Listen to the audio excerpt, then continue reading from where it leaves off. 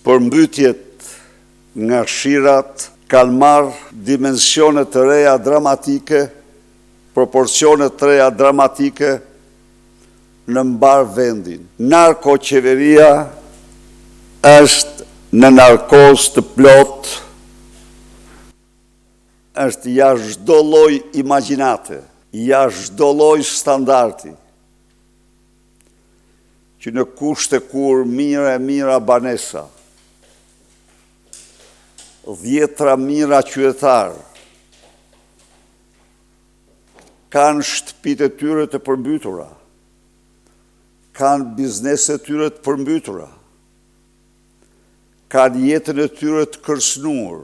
Narkoqeveria jo vetëm që nuk vendos gjendjen e fatkeqësisë natyrore, e cila detyron ta ashtu quajturin shtet të mobilizojë të gjitha burimet për të ndihmuar, për të shpëtuar, për të nxjerrë nga rreziku banorët e zonave të kërcënuara, të përmbytura, por shondje një tallje cinike në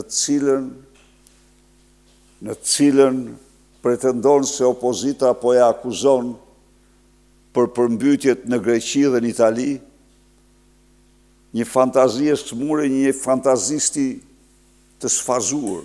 Para kësaj situate, dënoj me forcën më të madhe këtë indiferencë çnjerëzore, mos shpalljen e gjendjes së fatkeqësisë natyrore, gjendje e cila ka tejkaluar, plotëson në këto rrethe të gjitha kriteret për të shpallur. Por kjo mos shpallje vjen për shkak se nuk duan t'i kompensojnë qytetarët për humbjet e tyre, sepse shpallja e gjendjes së fatkeqësisë natyrore detyron qeverinë të kompensojë të gjitha dëmtimet e krijuara nga fatkeqësia.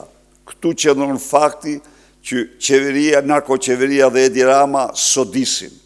E vërteta është që Edi Rama është i tmerruar nga dosja e tij.